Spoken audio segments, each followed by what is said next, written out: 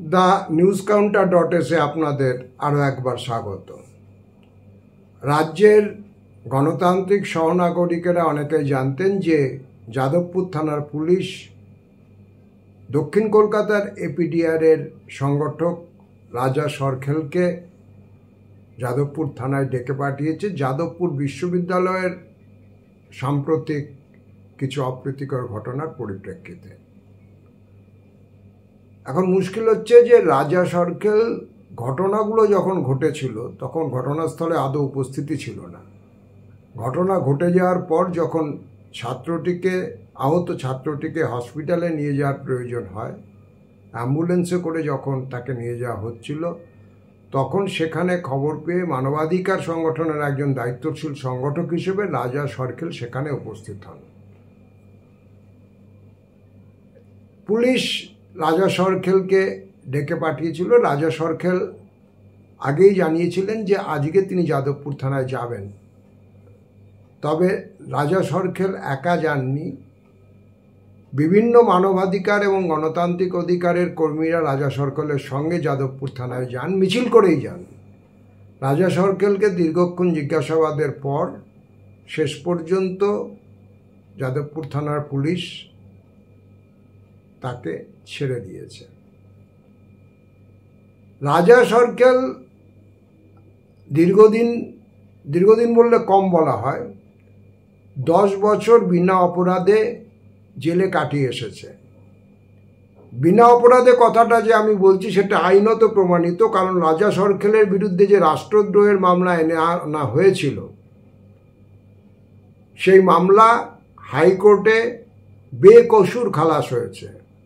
বেকসুর খালাস মানে তার বিরুদ্ধে কোনো অপরাধ প্রমাণিত হয়নি। কিন্তু রাজা সরখেলের জীবন থেকে শুধুমাত্র তার রাজনৈতিক বিশ্বাসের জন্য মূল্যবান 10টা বছর কারাগারের ভিতরে কেটে গেছে।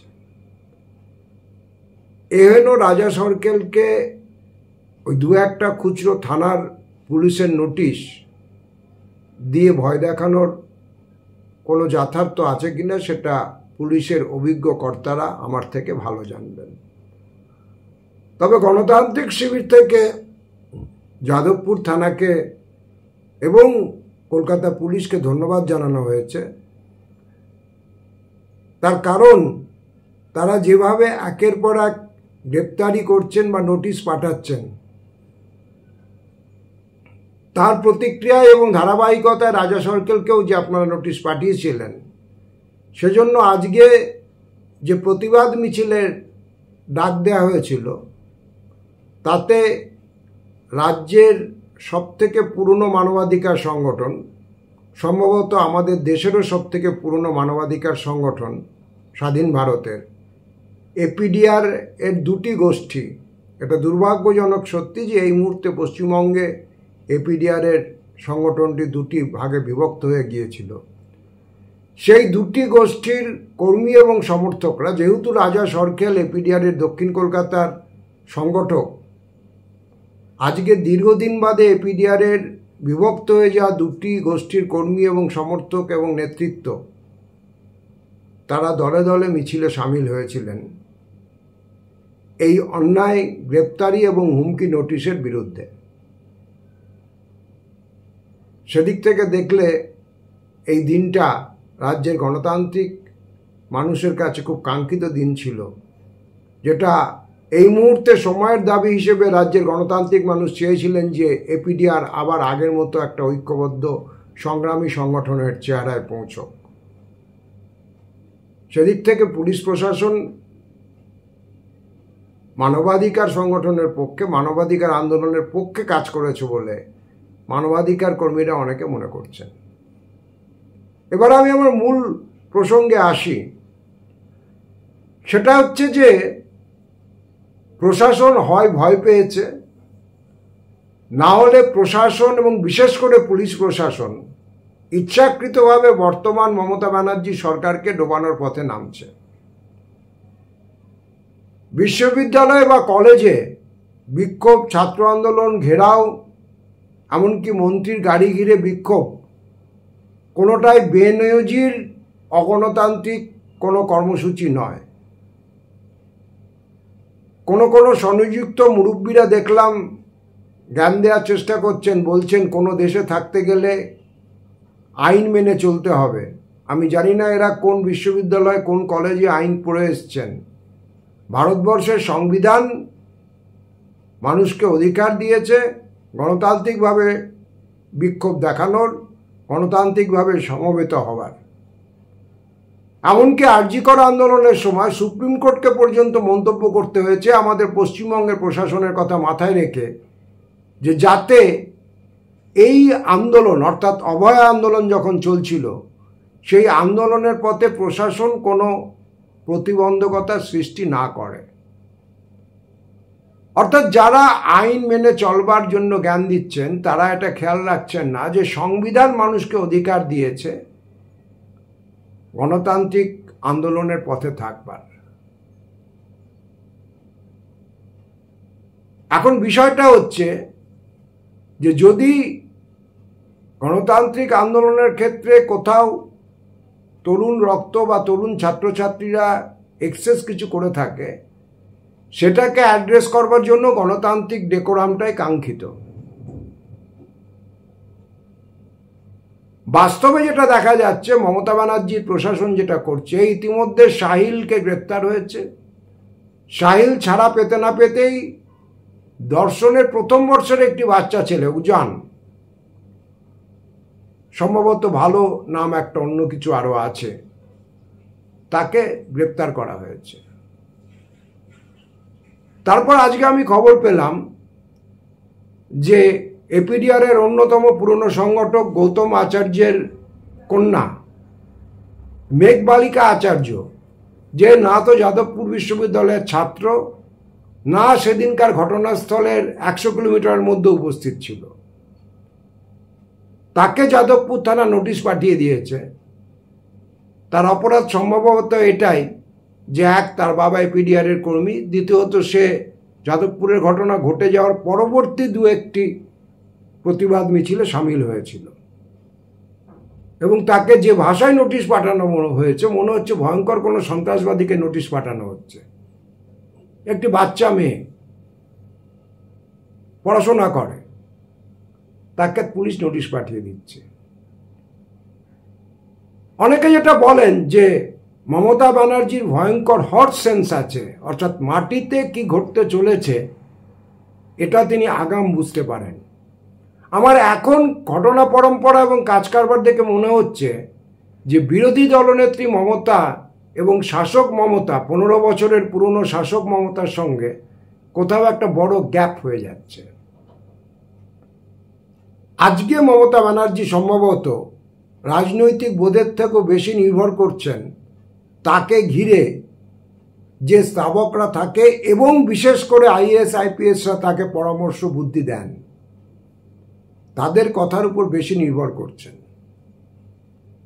বামফ্রন্টের মুখ্যমন্ত্রী বুদ্ধদেব ভট্টাচার্য যেদিন থেকে মনে করেছিলেন যে পার্টির রাজনৈতিক প্রজ্ঞার থেকেও তাকে যে ধান্দাবাজ বুদ্ধিজীবী, যাদের কেউ কেউ এখন নেত্রী চেয়ার মুছতে ব্যস্ত, কেউ কেউ মমতা ব্যানার্জির মন্ত্রিসভায় মন্ত্রী হয়ে বসে আছেন, সেই সমস্ত ধান্দাবাজ বুদ্ধিজীবী এবং কিছু লুটেরা পুঁজিপতি আর কিছু অসৎ আমলা, যাদের পরবর্তীকালে দেখা গেছে মমতা ব্যানার্জির মন্ত্রিসভায় ঢুকে বসে আছেন অথবা গুরুত্বপূর্ণ পদ নিয়েছেন, এদের উপর বুদ্ধদেব বাবু যেদিন থেকে বেশি নির্ভর করতে শুরু করেন সেদিন থেকেই কিন্তু সিঙ্গুর থেকে নন্দীগ্রাম হয়ে লালগড়ের দিনলিপি লেখা হয়ে গিয়েছিল, যার মাসুল গোটা রাজ্যের বাম আন্দোলন এবং বামফ্রন্ট সরকারকে দিতে হয়েছে।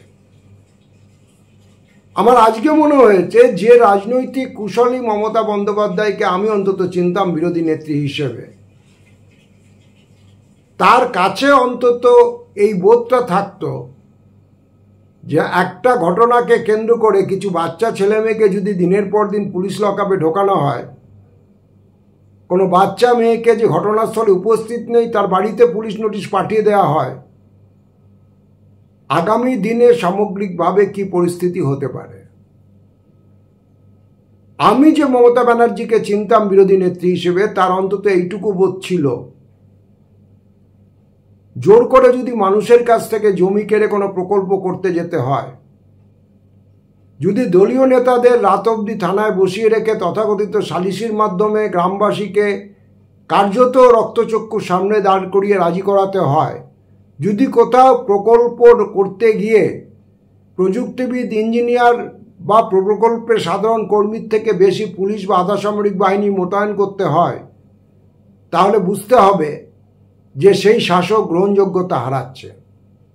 এবং আমাদের যেটুকু গণতান্ত্রিক কাঠামো এখন অবশিষ্ট আছে, তাতে এর ফলাফল শেষ পর্যন্ত ভালো হয় না। আমি আমার মূল্যায়নে অন্তত বিশ্বাস করি যে মমতা ব্যানার্জি এখন যাদের পরামর্শে চলছেন, তাদের পরামর্শ সম্ভবত কুশলী মমতা, প্রখর রাজনৈতিক বোধ সম্পন্ন মমতার যে বাস্তব বিচারবোধ ছিল, সেটাকে কোথাও না কোথাও বলয় গ্রাসের মধ্যে নিয়ে নিয়েছে। আর পশ্চিমবঙ্গের রাজনীতির একটা মুশকিল হচ্ছে যে বিভিন্ন নিপীড়ন, রাষ্ট্রীয় সন্ত্রাস, রক্তচক্ষুর মধ্যেও মানুষ আচমকাই বারবার ঘুরে দাঁড়িয়েছে। সুতরাং এখন এই প্রহরে যা ঘটছে এবং মমতা বন্দ্যোপাধ্যায় যেভাবে সেগুলোকে অ্যাড্রেস করার চেষ্টা চলছেন বা করে চলেছেন, শেষ পর্যন্ত তার পক্ষে সেটা খুব একটা শুভ ফলদায়ক হবে বলে আমার মনে হয় না। এবং পাশাপাশি আমি এটাও নিশ্চিত যে তাকে ঘিরে যে স্তাবকরা রয়েছেন, যে আমলারা রয়েছেন, যে পুলিশ অফিসাররা রয়েছেন, তারা নিশ্চয়ই তাকে নিয়মিত রিপোর্ট দিচ্ছেন যে সব ঠিক হয়, অল ইজ ওয়েল। কিন্তু মমতা ব্যানার্জি যদি সত্যি সত্যি দেয়ালের লিখন পড়তে পারেন, তাহলে বুঝতে পারবেন যে সত্যি সত্যি সব কিছু কোথাও না কোথাও ঠিক নেই, কিছু না কিছু গোলমাল থেকে যাচ্ছে।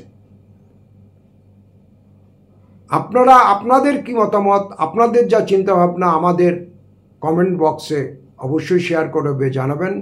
যদি আপনারা ভিন্ন মত হন, নির্দ্বিধায় নিঃসংকোচে সে মতামত জানাবেন। thenewscounter.s এখন এই পর্যন্ত। দেখা হবে পরবর্তী এপিসোডে। সকলে ভালো থাকবেন।